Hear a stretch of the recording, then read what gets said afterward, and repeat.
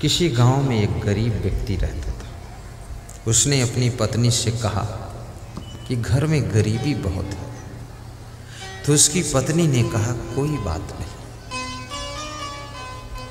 कितनी बड़ी समस्या हो, यदि आपके मुख से ये शब्द निकलता है कि कोई बात नहीं, तो पहाड़ जैसी समस्या तिल जैसी हल्की हो जाती है। इसलिए किसी समस्या को बहुत बड़ा मत मानो, कोई बात नहीं, सब हो जाएगा, ऐसे बोला करो।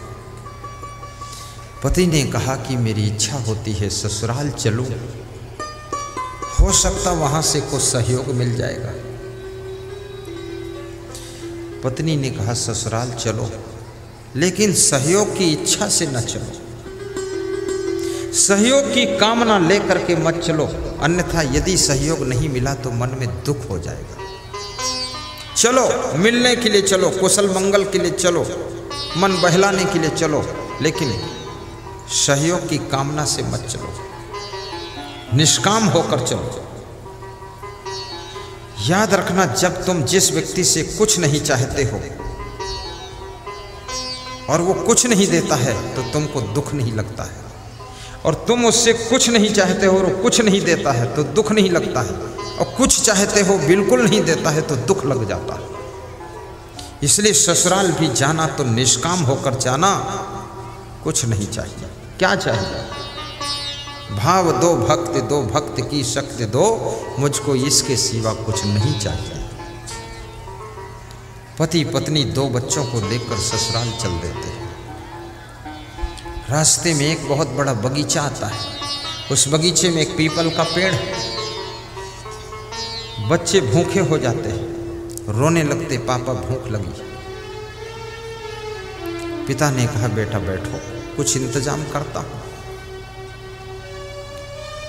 जंगल की लकड़ी, बगीचे की सूखी लकड़ियां बटोर कर इकट्ठा करने लगा वो गरीब आदमी। उसकी पत्नी भी लकड़ियां बटोरने लगी, बच्चे भी लकड़ियां बटोरने में मदद करने लगे। लकड़ियों का ढेर लगा दिया। पीपल के पेड़ के ऊपर से ब्रह्म राक्षस उतरा।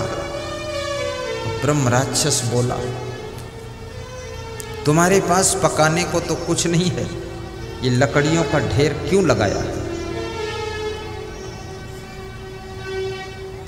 उस आदमी ने कहा, पकाने का कुछ नहीं है, लेकिन तुम तो हो ना, तुमको ही पका कर खा लेंगे।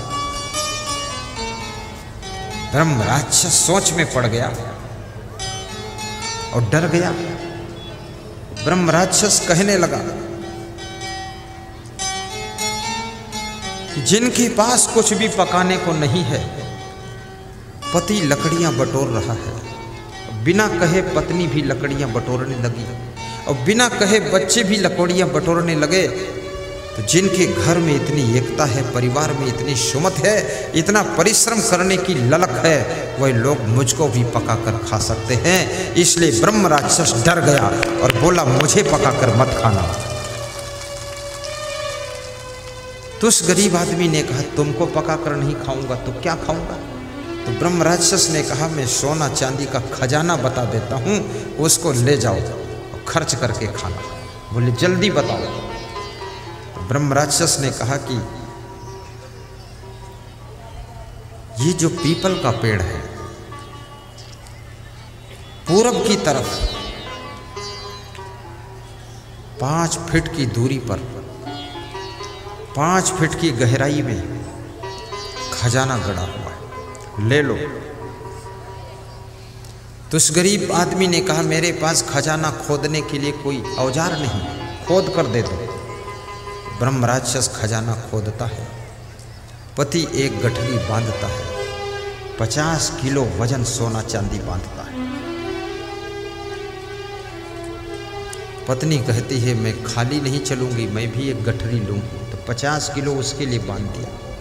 बच्चे रोने लगे कि मैं भी एक गठरी लेकर चलूंगा, तो 20-20 किलो उनको भी बांध दिया। और जब खजाना मिल गया, हंसते हंसते घर को वापस आ गए।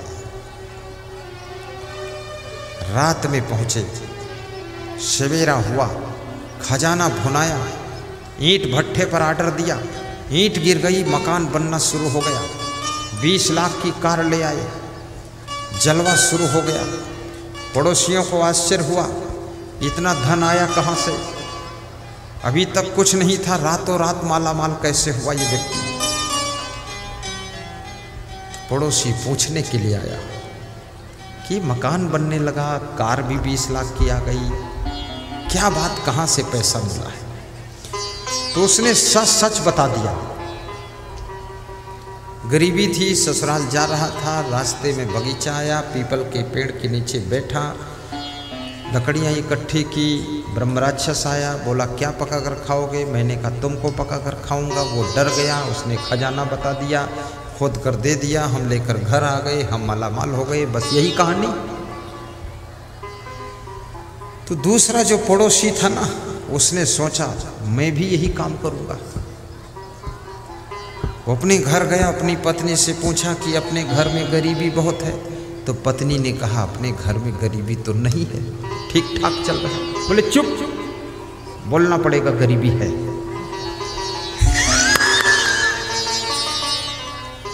तो पत्नी सीधी सादी थी, उसने कहा चलो बोल देती हूँ गरीबी है।